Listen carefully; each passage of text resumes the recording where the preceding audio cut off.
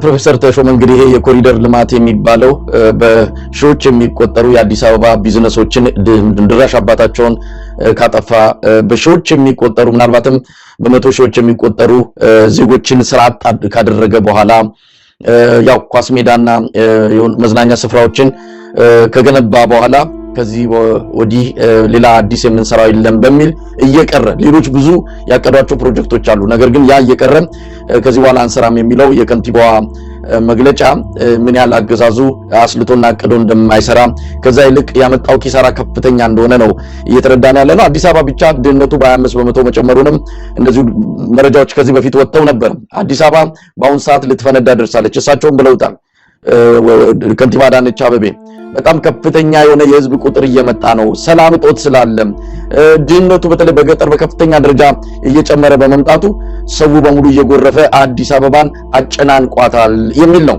ስለዚህ አዲስ አበባ ምን ልትሆን ትችላለች? መተንፈሻ ያጣችበት ሁኔታ ነው ያለው። ለማንኛውም ፕሮፌሰር ተሾመ ቀደም ሲል ወደ ጠቀሱትና የዛሬው ዋና አጀንዳችን ወደ ሆነው ጉዳይ እንምጣ። ድህነት ጨምሯል።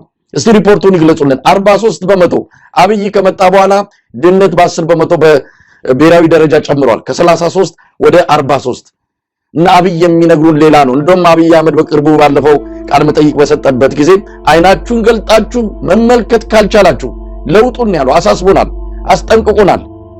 እውነቱን ለመናገር የኢትዮጵያ ሕዝብ አይኑ እንዲገለጥ ልቡንም እንዲከፈት ያገኘውን መልካም ዕድል ያገኘውን የተከፈተ ብርሃን በማስተዋል እንዲጠቀምበት ከከፍተኛ ማሳሰቢያ ጭምር ነው አሁን ማንሳውን ሐሳብ ማንሳው።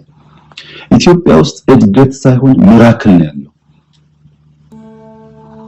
ኢትዮጵያ ውስጥ ለውጥ ሳይሆን እኛ ለውጥ ልናመጣ ያሰብን ሰዎች ካሰብነው ፍጥነትና ጥራት በላይ ነው ለውጥ እየመጣ ያለው።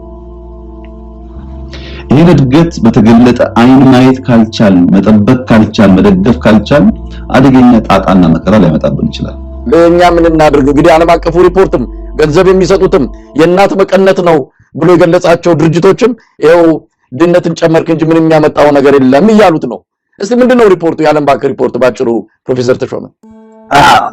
ትክክል ነው የገለጽከው። የዓለም ባንክ ሪፖርት ከአሁን በፊት እናንተ ከተነጋገርንበት ሪፖርት ተለይቶ ማየት አይቻልም።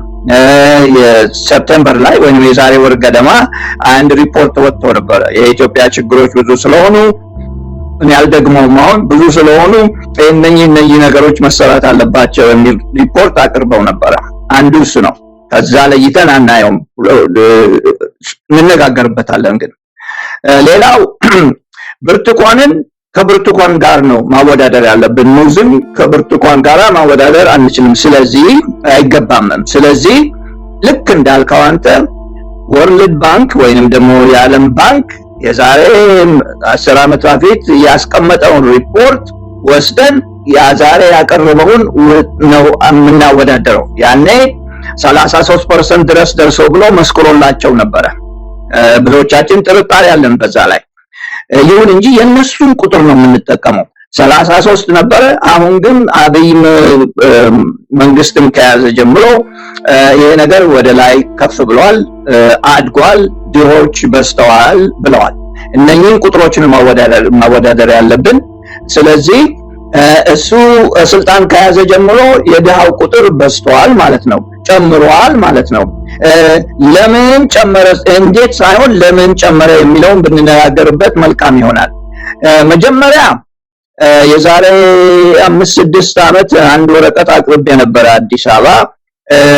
ያንን ወረቀት ሳቀርብ አንድ የተከራከርኩበት ጉዳይ ይሄ ኮሪዶር ልማት የከተማ ልማቱን ይጠቅሳል። ከዛም በላይ ደግሞ እኔ የመከርኩት በወረቀቱ ማለት ነው የመከርኩት ገጠር ሄዳችሁ ወይንም የገጠር ከተሞችን ብታለሙ ድሃው ከገጠር ወደ አዲስ አበባ ማምጣቱን ያቆማል የሚል ክርክር አድርጌ ነበር። ከዛም በላይ ደግሞ ገጠር ያሉትን ትንሽ ከተሞች ያደራጃችሁ እዛ ልማት ቢኖር ብዙ ድሃ ወደ ከተማ አይመጣም የሚል ክርክር አድርጌ ነበር እና አሁን ከንቲባ እንዳሉት ብዙ ሰው ወደ አዲስ አበባ እየጎረፈ ነው። ለምንድን ነው የሚጎርፈው ወደ አዲስ አበባ? ያለበት ቦታ መብላት መጠጣት አልቻለም። ያለበት ቦታ በነፃ መኖር አልቻለም። ያለበት ቦታ ፖሊስ ያሰቃየዋል። ያለበት ቦታ ህዝብ ለህዝብ እየተሰቃየ ነው እርስ በርሱ። ምክንያቱም ሪሶርስ እያነሰ ሲሄድ ድህነቱ እየበዛ ሲሄድ በህዝብ ላይ እርስ በርሱ መባላት ይጀምራል። እንደዛ እየሆነ ነው ኢትዮጵያ ውስጥ። ከተማ ውስጥ ያሉትን ማታለል ይቻላል። መብራት እየሰጠ ማታ ሂዱና ዋና እስክስታ ሲወርዱ ያልክ ማታለል ትችላለህ። ገጠር ያለው ግን እንደዚህ አይነት ምቾት የለው።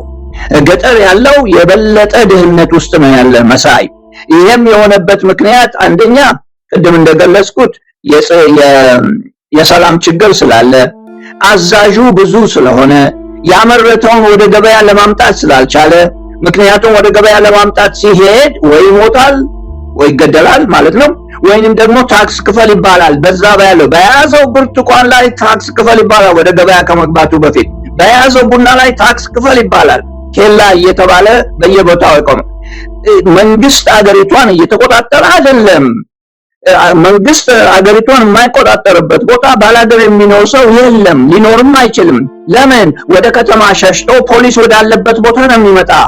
አዲስ አበባ የሚጎርፈው ሰው በዚህ ምክንያት ነው ወደ አዲስ አበባ የሚመጣው። ምናልባትም ሰላም አገኛለሁ፣ ምናልባትም መንግስት የተቀመጠበት ቦታ ስለሆነ፣ ፖሊስ ያለበት ቦታ ስለሆነ፣ መብራት ያለበት ቦታ ስለሆነ ጤንነቴን ለማስከበር እችላለሁ፣ ለመኖርም እችላለሁ። ምበላው መጠጣው የለኝም ግን ሰው እንደሆነ ሆናለሁ ብሎ ወደ ከተማ የሚጓዝበት ስርዓት ነው አሁን ኢትዮጵያ ውስጥ ያለው። ምክንያቱም ባላገሩን ረስተውታል። ከመርሳትም በላይ መሳይ አንተም እንደምታውቀው ሁላችንም እንደምናውቀው መቆጣጠር አልቻሉም። ይሄ መርጠው ያደረጉት ነገር ነው። መርጠው እንዴት ነው ያደረጉት? ሰላም እንዳይኖር እነሱ የመጀመሪያውን ውሳኔ የሰጡት እነሱ ናቸው። ሰው በየቦታው ሲጨፈጨፍ እኔ እናንተ ሚሊሻ አይደለሁም ነው የተባለ። ይሄ ከተማ ለኋላ እንዴት ትኖራለህ? እዛ ከተማ ውስጥ ወይ እዛ ገጠር ውስጥ እዛ ቦታ እንዴት ትኖራለህ? አትኖርም። የሚጠባበቅ የለም፣ ህግ የለም። ህግ የሌለበት ቦታ ማንኛውም ሰው አንዱን ወስዶ የሚገድልበት ቦታ ወይንም ደግሞ የሚያሰቃይበት ቦታ ከሆነ ርስቱን፣ ቤቱን፣ ላሞቹን የሚዘርፈው ቦታ ከሆነ ለምን ይቀመጣል? እዛ ምንም የሚያደርገው ነገር የለም። ሰው የሚመራው በራሱ መጀመሪያ ነገር በራሱ ደህንነት ነው። የኔ ደህንነት ካልተጠበቀልኝ በስተቀር ያንተን ደህንነት አልጠብቅም። ምክንያት የለኝም ያንን ማረግበት። እና ኢትዮጵያ ውስጥ የተፈጠረው መሳይ እንደዚህ አይነት ሁኔታ ነው። እንደዚህ የመሰለ ስርዓት ነው ኢትዮጵያ ውስጥ ያለውና በዚህ ምክንያት ሰው ወደ ከተማ እየጎረፈ ነው። ሰላም ማጣቱ ማለት ነው። ከዚያም በላይ ደግሞ ቅድም እንዳልኩት ይሄ የመንግስት የመረጠው ነገር ነው። ደጋግሜ ብየዋለሁ ካሁን በፊት። መንግስት ሰላም ከፈለገ እርግጥ ነው ሌሎች ሰላም መፈለግ አለባቸው። ነገር ግን መንግስት ይህን ለማድረግ የሚችልበት ዘዴ አለው፣ መኖርም አለበት። የሄድክ ግን በድሮንና በአውሮፕላን የምትገድል ከሆነ ህዝቡ እኮ እምቢተኝነቱን ጀምሯል። እኛ አልታየንም፣ እኛ አላወቅነውም እንጂ ህዝቡ በሚያደርገው ነገር እምቢተኝነቱን ልበለው እምቢተኝነቱን ጀምሯል። ህግን አለማክበር እምቢተኝነት ነው። ፖሊስን መግፋትና ከፖሊስ ጋር መጣላት እምቢተኝነት እኮ ነው። በጊዜ ቤት ግባ ስትባል የማትገባ እምቢተኝነት ነው። በዚህ በኩል ሂድ ስትባል ወደ ሌላ ቦታ የምትሄድበት እምቢተኝነት ነው። ብዙ መልክ አለው እምቢተኝነትና የኢትዮጵያ ህዝብ እምቢተኝነቱን እያሳየ ነው። ከገጠር ወደ ከተማ መግባቱ ራሱ አንድ እምቢተኝነት ነው። መሳይ የሚለው ምንድነው? ደሃው ከገጠር ተነስቶ ወደ ከተማ ሲገባ እቺን ቆሻሻ ልብስ ለብሼ መጣር ምን ታረጋኛለህ? ከገደልከኝም ግደል እኮ። ይሄ አንድ አይነት እምቢተኝነት ነውና ይሄንን እያየን ነው ለማለት ፈልጌ ነው። ምናልባት በዓለም ባንክ ሪፖርት እንግዲህ ለምንድነው ድህነት ቁጥሩ የጨመረውና የተወሰኑ መገለጫዎችን ነግረውናል። ግን በመሰረቱ የፖሊሲስ ችግር አይደለም ወይ? አብይ አህመድ የወሰደው የዚህ ማክሮ ኢኮኖሚ ማሻሻያ ፖሊሲ በራሱ ብዙ ድሆች እንዲመጣ አድርጓል። ቀደም ሲል እሱ ያሉታል ይሄ መንግስት ለሀብታሞች ያላቸው ላይ ለመጨመር በሚል የመጣ ካልሆነ በስተቀር ሌላው ለአብዛኛው ከ90% በላይ ለሆነው በልቶ ማደር ላቃተው የዕለት ጉርስ ማግኘት ምጥ የሆነበት አብዛኛው ማህበረሰብን የሚጠቅም የኢኮኖሚ ፖሊሲ አልመጣም፣ ማክሮ ኢኮኖሚ ፖሊሲ የሚባለው። ስለዚህ የፖሊሲስ ችግር አይደለም ወይ? ሙስናስ እዚህ ጋር መካተት የለበትም ወይ? ዘረፋ አገሪቱ በቁሟ እየጋጧት እንዳለ ብዙ ሪፖርቶች እየወጡ ነው። የጠቅላይ ሚኒስትር ጽህፈት ቤት ማለት ዋናው የሙስና ቤት ሆኗል፣ መናኸሪያ። ከአብይ አህመድና ከባለቤቱ የተያዘውን የተለያዩ በጀቶች የሚቀራመቱ ባለሀብቶች ናቸው ሀገሪቱን የሞሉት። እነሱም እንግዲህ እየደረቀ ምንጩም እየደረቀ የመጣ ይመስላል። እነሱም አሁን ስሞታ ሮሮ እያቀረቡ ነው ያለው። ስለዚህ ሙስናውስ የፖሊሲ ችግር ብዙ ነገሮች ምናልባት ድህነቱ እንዲጨምር አላደረገውም? ፕሮፌሰር ተሾመ በእርግጥም አድርጎታል። በምንም የሚጠረጠር አይደለም። ይሄ መጀመሪያ ነገር ዓለም ባንክ አሁን ያስተዋለው ነገር አለ። ያም ያስተዋለው ነገር ምንድነው? ድሃው ከባላገር ወደ ከተማ እየገባ ወደ ውጭም ወጣ ብለው ስላዩ፣ ከዚያም በላይ ደግሞ ይሄ የብድሩን ጊዜ የዛሬ አመት ነው ይሄ ነገር የተጀመረው የኢኮኖሚ ማክሮ ኢኮኖሚ ቅየራ እና 1 አመት ሆኖላቸዋል። እና ያንን በአመት ውስጥ ለመቅረጽ ፈልገው ነው ጥናቱን አድርገው እና ያዩት ነገር ምንድነው? እኔ እንዳነበብኩት እና እኔ እንደገባኝ በገጠር የሚኖሩት ድሮውንም ድሃ የነበሩት የበለጠ ተልቆልቁለው ወደ ድህነት ገብተዋል የሚለውን አስምረውበታል። አንዱ እሱ ነው። ሁለተኛ የቀረጹት የኢኮኖሚ ማክሮ ኢኮኖሚ ፕላን ድሆችን የሚጨምር አልነበረም። ድሆችን የሚያሰቃይ ነው። ድሆችን የሚጎዳ ነው። የበለጠ ገንዘብ ባለመኖሩ ብቻ አይደለም የሚገዙት ዕቃ ከፍ ባለ ዋጋ በመሸጡ ነው። ምክንያቱም የዋጋ ንረት ስላለ። ከዚያም በላይ ደግሞ የያዙት ገንዘብ ብዙ ስለማይገዛላቸው ካሁን በፊት እንደተነጋገርነው የያዝከው ገንዘብ ብዙ ካልገዛልህ ለምታወጣው ገንዘብ እየበረከተ ይሄድና የምትገዛው ዕቃ ግን እያነሰ ይሄዳል። ይሄ ወደ ድህነት ነው የሚወስድና እነኚህን በሙሉ ያጠቃለለና በሪፖርቱም ላይ የጨመረ ይመስለኛል። ከዚያም በላይ ደግሞ ወርልድ ባንክ እንደሚለው የዓለም ባንክ እንደሚለው ከፖሊሲው አንዱ የማክሮ ኢኮኖሚክ ፖሊሲውን ለማሳመር ከተደረገው አንዱ የግል ዘርፎችን ማልማት ነበር። በፖሊሲው የተጠቀሰው የግል ዘርፍ ለማ ለማለት ኢትዮጵያ ውስጥ አይቻልም። አሁን የለማው የግል ዘርፍ የተወሰኑ በአጭር በጥቂት ቁጥር የሚቆጠሩ ልማቶች ናቸው ወይንም ደግሞ ድርጅቶች ናቸው።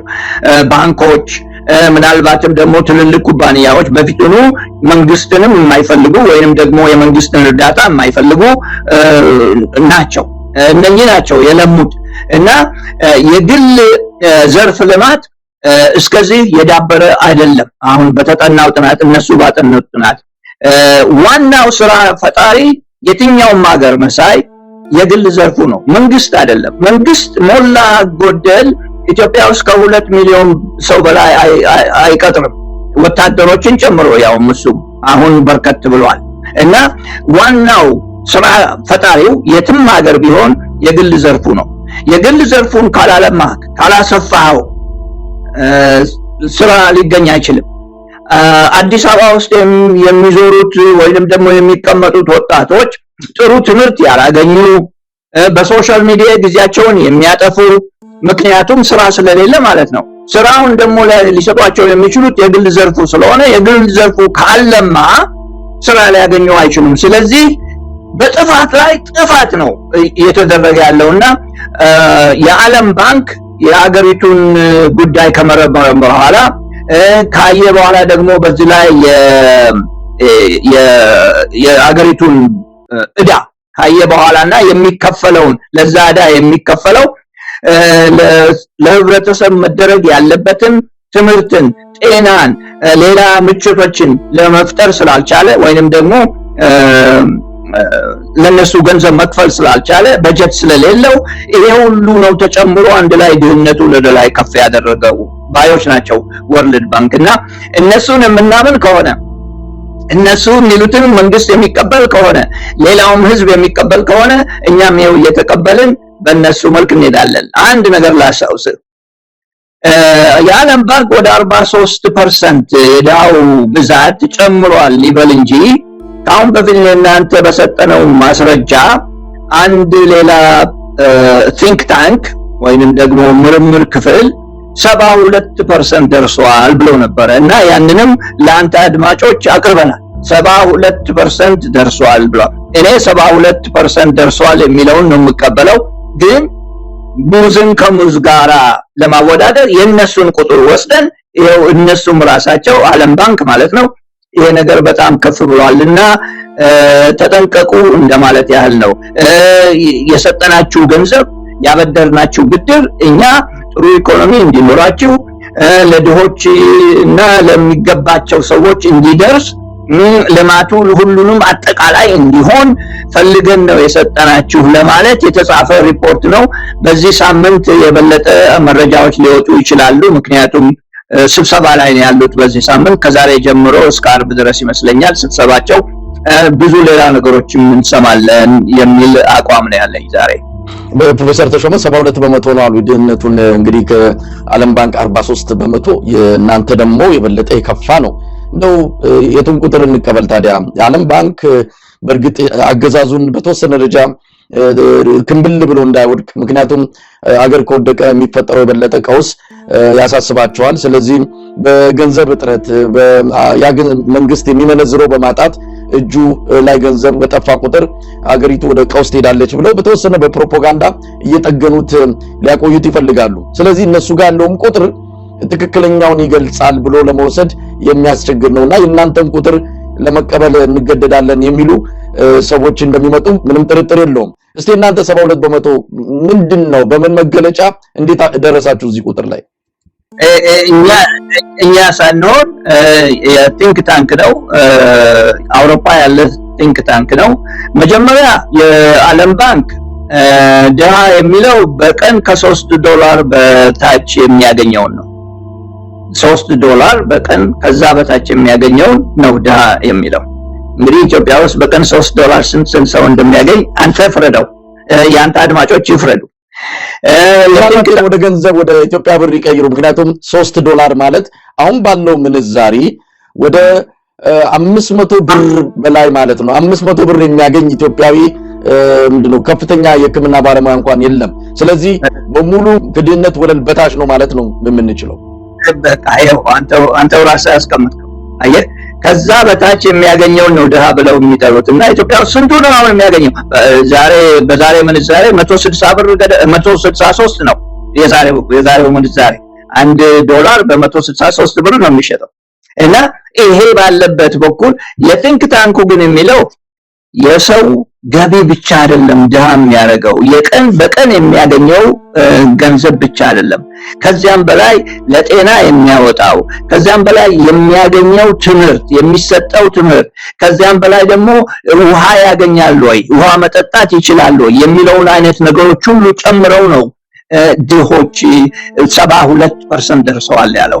ያ ቁጥር እኔን ማርኮኛል። ምክንያቱም ብዙ ገላጭ ስለሆነ ሌላ ፕሮግራም ፈልገን ወደፊት ምናልባት ያንን እንደገና እናቀርብላቸዋለን። አድማጮቻችን ከጠየቁን አንዳንድ ጊዜ አድማጮች ይጠይቁናልና እናቀርብላቸዋለን። ይሁን እንጂ ያ የሚያየው በጣም ሰፋ ባለ መንገድ ወጥቶ መግባት ይችላል ወይ? ሰው ወጥቶ መግባት ካልቻለ አይሰራም ማለት ነው። ድህነት በዛ ላይ ሊመሰረት ነው ማለት ነው። ይሄ ነው ቲንክ ታንኩ የሚያየው። ወርልድ ባንክ ግን ገንዘብ እቺ በምትገኘው ብቻ ነው የሚያየውና 500-600 ብር በቀን የሚያገኝ ኢትዮጵያዊ ስንቱ ነው? አሁን አንተ ከጠቀስካቸው ፕሮፌሽናሎች 500-600 ብር የሚያገኙ ስንቱ ናቸው?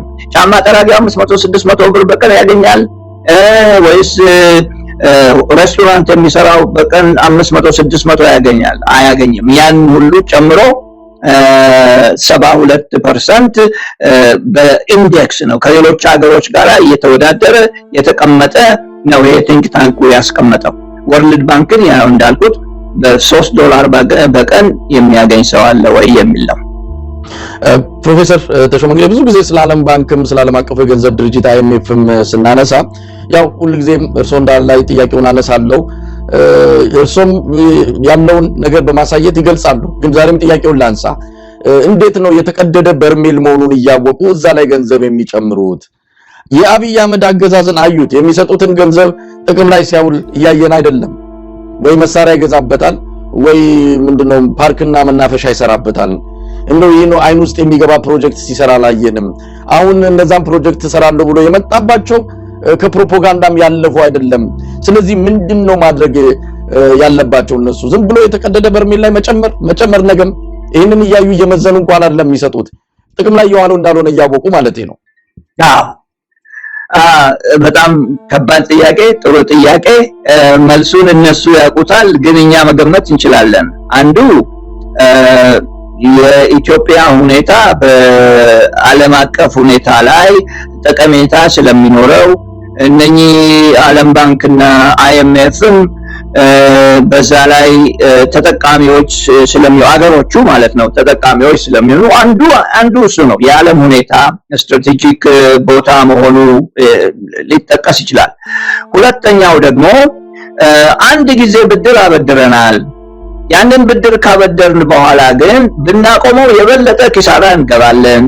እልቅስ የበለጠ ኪሳራ ከምንገባ እስቲ ትንሽ ደግሞ ጨምረን እናበድርና የሚሻሻል ነገር እንዳለ የሚል አስተሳሰብ አላቸው አይኤምኤፍ እና ወርልድ ባንክ።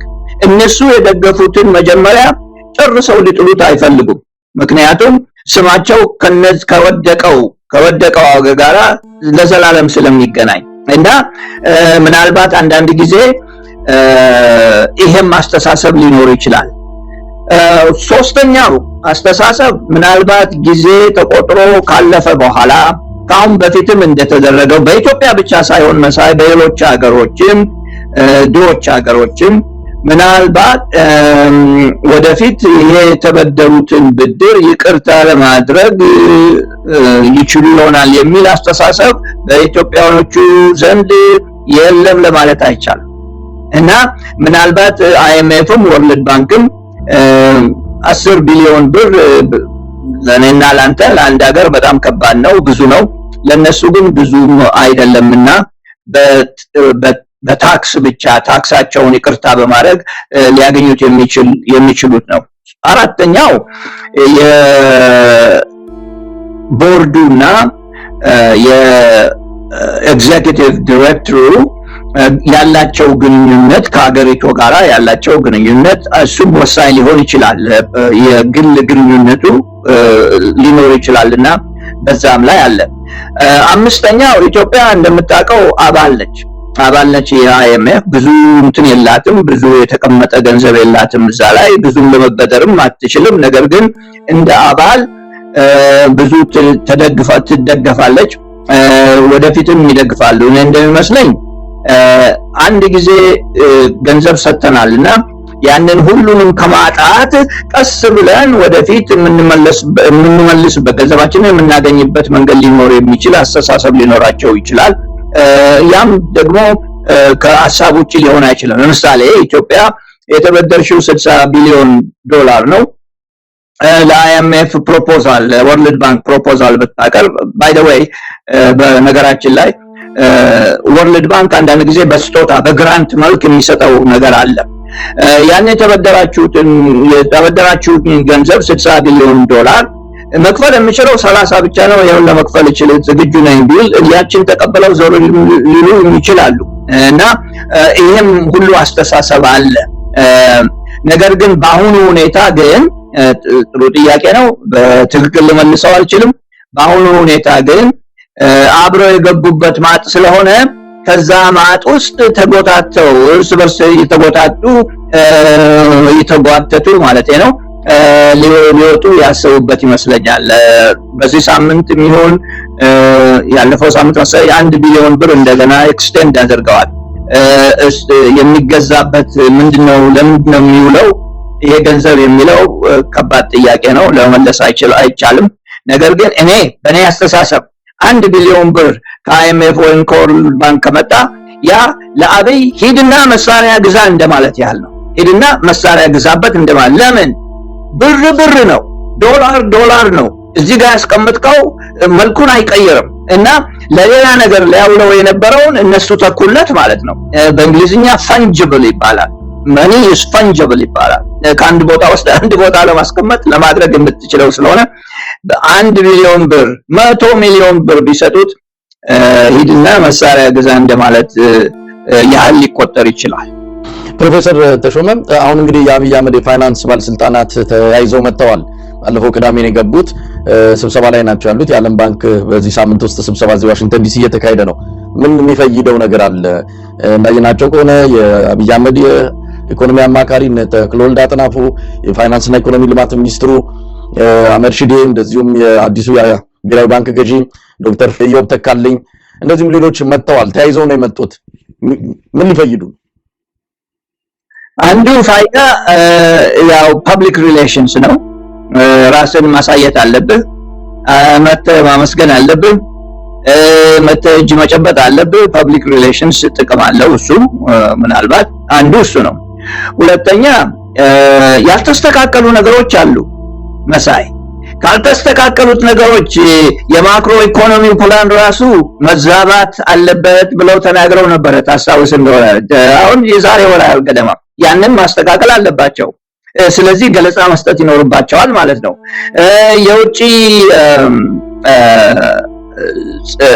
እቃ ወይንም ደግሞ የውጭ ጉዳይ ዘላቂነት ወደ ነበረበትን መመለስ አለባችሁ የሚል ነገር ተናግረው ነበረ። ያንን ማስረጃ መስጠት አለባቸው። ያንን እንዳደረጉ ከፍተኛ ምርት ስለሌለ ይኖራል ብለው ነበረ። ያ ሆነ ወይስ አልሆነ የሚለውን ነገር መግለጽ አለባቸው፣ ማስረዳት ይኖርባቸዋል። በኢትዮጵያ ውስጥ ያለው መዋቅራዊ ስንጥቅ መሰረዝ አለበት ወይም መታረም አለበት ብለው ነበረ።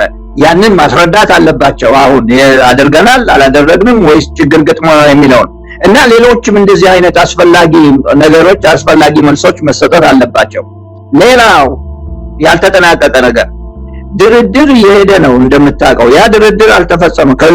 ከአውሮፓውያኖችና ከጂ7 ጋር የሚባለው እሱ ድርድር አላለቀም እና እስካሁን ድረስ እንዲሁ ተከፍቶ የተቀመጠ ነው። በሱ ላይ ደግሞ ምናልባት ማስረጃ እየሰጡ የት እንዳሉ ወዴት እንደደረሰ ለማወቅ ፍላጎት ከኢትዮጵያ የመጡት ልኡካን ፍላጎት ሊኖራቸው ይችላልና ይሄ አማራጭ ጊዜ ነው፣ አማራጭ ቦታ ነው ይሄን ለማድረግ። ከዚያም በላይ ደግሞ ታስታውስ እንደሆነ መሳይ የተጨማሪ የገቢ ማሻሻያን አድርጉ ብሏቸው ነበረ። ትናንት ይሁን ከትናንት ወዲያ የኢትዮጵያ መንግስት ገቢያችን የታክስ ገቢያችን በ80% ወደ ላይ አድጓል ብለው ተናገሩ። ነገር ግን ቢያድግም በ80% ወደ ላይ ቢያድግም ከዋናው ከምርቱ ጋራ ሲጣመር 7% ብቻ ነው። 7% ከጂዲፒ ጋራ ሲጣመር ማለት ከምርት ጋር ሲጣመር 7%። እስከዚህ ከፍ አላለም። 10% ድረስ አድርሱ ነበር የተባሉት። ከፍ አላለም፣ እንዳውም ዝቅ ነው ያለው። እነሱ ይሄን ነገር ሲጀምሩ የዛሬ ዓመት 8% ነበር ይመስለኛል ካልተሳሳትኩ። አሁን ወደ 7% ወረድ ብሏል። እቺንም ለመግለጽ ሞክረናል ባለፈው ሁለተኛው ስብሰባ ግንኙነታችን ላይ ስለዚህ ሌላ ደግሞ በተጨማሪ የንግድ የግለሰብ የንግድ አካባቢውን አሳምሩ ተብለው ነበረ። እንዴት ነው ያ? እንዴት ሆነ? ነጋዴዎች ከአንድ ቦታ ወደ ሌላ ቦታ መሄድ ይችላሉ ወይ? ይሄን ሁሉ ማስረዳት ያለባቸው ይመስለኛልና ይሄ ጥሩ ጊዜ ነው ለነሱ ስብሰባ ላይ ተገኝተው ይሄንን ማድረግ። ከዛ በላይ ደግሞ በመጨረሻም ኢትዮጵያ አባል ስለሆነች ትጋበዛለች እና ለዚህ ነው ሰብስበው ሰው የመጡት ለማለት ፈልጌ ነው። እንግዲህ ፕሮፌሰር ተሾመ ያው የአሜሪካ የቅርቡ የውጭ ጉዳይ ሚኒስቴር የ2025 የኢትዮጵያ ኢንቨስትመንት ሁኔታ ስራቸውን እንዳልሰሩ እንደውም የበለጠ ብዙ ችግሮች እንዳሉ ያጋለጠ በመሆኑ ምን ማስረጃ ይዘው መጥተው ሊያሳምኑ ይችላሉ የሚለው በትልቁ በጥያቄ ሊነሳ የሚገባ ጉዳይ ነው። ምክንያቱም መዘዋወር አይቻልም። ዝርፊያው ለጉድ ነው። ያንን ዝርፊያ ለማስቆም አገዛዙም አቅም የለውም። እንደውም ያገዛዙ መዋቅርም ጭምር በዝርፊያ ውስጥ የተሳተፈ እንደሆነ ነው የሚገለጸው። ብዙ ችግር እንዳለ ሪፖርቱ አጋልጦ እንደውም አብይ አህመድ ሽምግልና ወደ ትራምፕ እየላከም እንዳለ ነው የሰማነው። ምክንያቱም ብዙ ከአብይ አህመድ አገዛዝ የተራራቁ አካሄዶችን ነው አሜሪካውን እየተከተለች ያለችውና ያ ደግሞ በከፍተኛ ደረጃ የአብይ አህመድን አገዛዝ እየጎዳው መሆኑ ነው የሰማነው። እንግዲህ ከዚህ አንጻር ምን ሊመጣ ይችላል? በዚህ ስብሰባ ላይ የተለየ ነገር የምንጠብቀው እንደማይኖር ነው እንግዲህ በእናንተም ሆነ በሌሎች እየተገለጸ ያለው። አንድ ጉዳይ አለ ለዛሬ ከያዝናቸው ርዕሰ ጉዳዮች። የኢትዮጵያ ብር የመግዛት አቅም በአፍሪካ ደረጃ የመጨረሻው ነው ተብሎ መረጃ ወጥቷል። ደካማ ነው በአፍሪካ ደረጃ ነው። በፊት እንዲህ አይነቱ አሃዝ ከሌሎች ገንዘቦች ጋር ንጽጽር እየተደረገ የኢትዮጵያ ገንዘብ የመጨረሻ ደረጃ ላይ እንደሆነ ይነገር ነበር በዓለም አቀፍ ደረጃ። ያው አሁን ከአፍሪካ ካሉት የገንዘብ አይነቶች ጋር ተወዳድሮ አሁንም በጣም ደካማው የኢትዮጵያ ገንዘብ እንደሆነ እየተነገረ ነው። ይሄ ምን ማለት ነው? እንደው ስለ ኢትዮጵያ ኢኮኖሚ ስለ አብይ አህመድ ስለሚመጻደቅበት እድገት የሚነግረን ነገር የለም ወይ? ይሄ የብሩ የኢትዮጵያ ገንዘብ ደካማ ነው ሲባል ጥቅም አለው ጉዳትም አለው። ጥቅሙን ልናገር፣ ሁሉ ጊዜ እያወዳደርኩ ነውና ጊዜ ስጠኝ። ጥቅሙ ኢትዮጵያ ብዙ የምታመርት ቢሆን ብዙ ስንዴ ከአገር ጥቅም በላይ ሆኖ ወደ ውጪ የምትልክ ቢሆን ብዙ ቡና በገፍ ወደ ውጪ የምትልክ ቢሆን ወደ አፍሪካ ሀገሮች ማለት ነው፣ ወደ አፍሪካ ሀገሮች የምትልክ ቢሆን ብዙ ጤፍ ወደዛ ብዙ ፍየል ማንኛውም ነገር ብዙ አምርታ በአንድ ጊዜ ሰብስባ የምትልክ ቢሆን ይሄ ጠቃሚ ሊሆን ይችላል። ምክንያቱም የውጭ ሀገር ሰዎች የኢትዮጵያ ገንዘብ ርካሽ ስለሚሆንላቸው ብዙ ከኢትዮጵያ ለመግዛት ይችላሉ ማለት ነው። በአቋም ሁኔታ በምሁር አስተሳሰብና በኢኮኖሚክ አስተሳሰብ እና ሊሸጡ ይችላል። ኢትዮጵያ ልትሸጥ ትችላለች ማለት ነው። ምክንያቱም እኔ ከኢትዮጵያ ሆኜ ቢሆን ኖሮና ወደ ኬንያ ቢሄድ ለነሱ እኔ ያለኝን ገንዘብ እዛ አፈሳለሁ ማለት ነው። እነሱ ግን ወደ እኔ ከመጡ ደግሞ ወደ ኢትዮጵያ ከመጡ የነሱ ገንዘብ ይዘው ስለሚመጡ የነሱ ገንዘብ ደግሞ ብዙ የኢትዮጵያ ብር ስለሚገዛላቸው ብዙዎቹ አዲስ አበባ ድረስ መጥተው ለመሸራሸር ይችላሉ ማለት ነው። ስለዚህ ጥቅሙ ይሄ ነው። ጥቅም አለ ከተባለ ያ ጥቅም ግን ለዘላለም አይደለም። አንደኛ ከዛም በላይ ደግሞ ጎረቤት አገሮች ድሃ እስከሆኑ ድረስ ምንም ያህል ብዙ ልትሸጥላቸው አትችልም። መሳይ አንተ ጎረቤቱ ያለህበት ሰፈር ያለህበት ቀጠና የድሃ አገሮች ቀጠና ከሆነ አንተም ድሃ ነው የምትሆነው። እንደ ቤንዚንና ሌሎች አይነት ነገሮችን ካልሸጥክ በስተቀር በትንሽ ሸቀጣ ሸቀጥ እየሸጥክ ሀብታም ልትሆን አትችልም። ምክንያቱም ጎረቤቶችህ ደካማ ድሆች ስለሆኑ ማለት ነው። አንዱ እሱ ነው። ከዚያም በላይ ደግሞ ወደ ጉዳቱ ሊድ ጉዳቱ ምንድነው? ኢትዮጵያውያኖች ከውጪ ለሚገዙት ዕቃ ብዙ ብር ማፍሰስ አለባቸው ማለት ነው። የደካማ ነው ሲባል ብዙ ብር ማፍሰስ አለብን። ኢትዮጵያ ምን ያህል ነው ከውጪ የምትገዛ? የምንጠቀምባቸው ነገሮች በሙሉ ከውጪ የሚመጡ ናቸው። በኢምፖርት ወይንም ደግሞ ከውጪ እያስገባን ነው ብዙ ነገር የምንጠቀመው። እንደኛ እንደ ኢትዮጵያ በውድድር ማለት ነው በአማካኝ ሲታይ ከውጪ በሚመጣ ዕቃ የሰከረ ህዝብ የለም እና ያ ሁሉ ብር ያስፈልገዋል። ያንን ብር አንድ ነገር ለመግዛት ከፈለግ ብዙ ብር መስጠት አለብህ ማለት ነው እና ያንን ካልቻል ከውጪ የሚመጣ ዕቃ ልትገዛ አትችልም ማለት ነው እና ህዝቡ እየደህየ የበለጠ እየደህየ ሲሄድ ከውጪ የሚመጣውም ሊቆም ይችላልና ይሄ ለዘላለም የሚቀመጥ ነገር አይደለም ማለት ነው። ናው ለምንድነው የኢትዮጵያ ብር ከሌሎቹ የኢትዮጵያ ገንዘብ ከሌሎቹ በጣም እንደዚህ የመጨረሻ የሆነበት ምክንያት ማንም ስለማይፈልገው ነው። ማንም አይፈልገውም። ማንም ካልፈለገው ያንተ ገንዘብ ዋጋ የለውም ማለት ነው። ካሁን በፊት እኔ እዚህ ደፈር ብዬ ስናገር መሳይ ታስታውስ እንደሆነ ብሩ ወደፊት የእሳት ማቀጣጠያ ሊሆን ይችላል ብዬ ነበረ። ለመሳደብ ፈልጌ አይደለም፣ ለማዋረድ ፈልጌ አይደለም። ነገር ግን የአንድ ነገር ብዛት እየጨመረ ክምችቱ እየጨመረ ሲሄድ ዋጋው ይቀንሳል። ብርም ልክ እንደዛው ነው። ብሩ እየተጨመረ ብዙ ሲኖር የውጭ ሀገር ሰዎችም ብዙ ብር ካዩ ብዙ ገንዘብ አይከፍሉም ለመለወጥ ማለት ነው። ያንን ብር በሌላ በእነሱ ገንዘብ ለመለወጥ ብዙ አይከፍሉም ማለት ነው። ስለዚህ ተፈላጊነት የለውም የኢትዮጵያ ገንዘብ ማለት ነው እና ይሄ ነው ችግሩ። ተፈላጊነት የለውም። ግን ኢትዮጵያ ብዙ የምታመርት ቢሆን ኖሮ ብዙ መሸጥ ትችል ነበር። ያ እንደማይሆን ደግሞ አስረድቻለሁ። ጎረቤቶች ድሃ ከሆኑ ምንም ገንዘብ ብዙ ጠቃሚነት በሌለውም ባይፈልጉትም ካንተ ድሆች ስለሆኑ ካንተ ለመግዛት አይችሉም እና የምትሸጠው ነገር ብዙ የለም በማለት ለማስረዳት ፈልጌ ነው። ፕሮፌሰር ተሾመ እንግዲህ ብዙ መገለጫዎችን አሳየን። አሁን አብይ አህመድ በእንደዚህ አይነት ማደናገሪያ እድገት የለም ግን ብልጽግና፣ ሰላም የለም ግን ሰላም አለ እያለ እስከ መቼ ይዘልቅ ይሆን? ይህ የሚታይ ነገር እንደው የሚደበቅ አይደለም። የኢኮኖሚ እድገት አለ ብሎ ሲገልጽ ካላያችሁ ደግሞ ካልመሰከራችሁ አይናችሁን ካልገለጣችሁ ደግሞ በጣም ችግር ይፈጠራል ብሎ ሲያስፈራራ እንደው ይህንን በእንደዚህ አይነት ስብከትና ፕሮፓጋንዳ እስከምን ሊዘልቅ ይችላል? አዎ ምልክቱን እያየን ነው። ቀስ በቀስ ሰው ሌላ ምክንያትም እየሰጠ በተለያዩ አካባቢያዊ አጀንዳዎች ህዝባዊ ቢተኝነት የጀመረ ነው የሚመስለው። በብዙ አካባቢዎች አሁን ሰው አደባባይ እየወጣ ነው። ምክንያቶች የተለያየ ቢሆንም ግን እስከ መቼ ሊደበቅበት ይችላል? እስከ መቼ እንዲያደናገረ የሌለ ብልጽግና አለ እያለ እስከ መቼ ሊቆይ ይችላል? የእውነቱ ጊዜ እየመጣ ይሆን ፕሮፌሰር ተሾመ? የእውነቱ ጊዜ እየደረሰ ይመስለኛል። ግን የእውነቱን ጊዜ ደግሞ ፎቀቅ ማድረግ ይቻላል። ቅድም እንዳልነው የፕሮስፐሪቲ ፓርቲ አገዛዝ ማስታወቂያን፣ መረጃን በመስጠት ብቻ ነው። ፖሊሲያቸው እሱ ነው ዋናው እና የሰዎችን ቀልብ ለመግዛት ብዙ ይሞክራሉ። ብዙ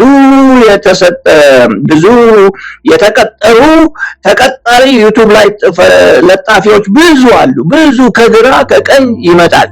እነኚህ በነፃ አይደለም የሚያደርጉት እና ጊዜውን ለማራዘም ነው። ነገር ግን ወደፊት የሚሆኑ ነገሮች ሊኖሩ ይችላሉ። እነኚህም ለመተንበይ ባይቻልም ብዙ ነገሮች ማለት ይቻላል። መሳይ በኢኮኖሚው ብቻ ሳይሆን በፖለቲካውም ብዙ ነገር ማለት ይቻላል።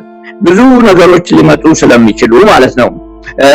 አንዱ ምናልባት አሁን ባለው ሁኔታ ፋኖም ሆነ ሌላ ግሩፕ አሸንፎ ሊመጣ ይችል ይሆናል፣ አይታወቅም።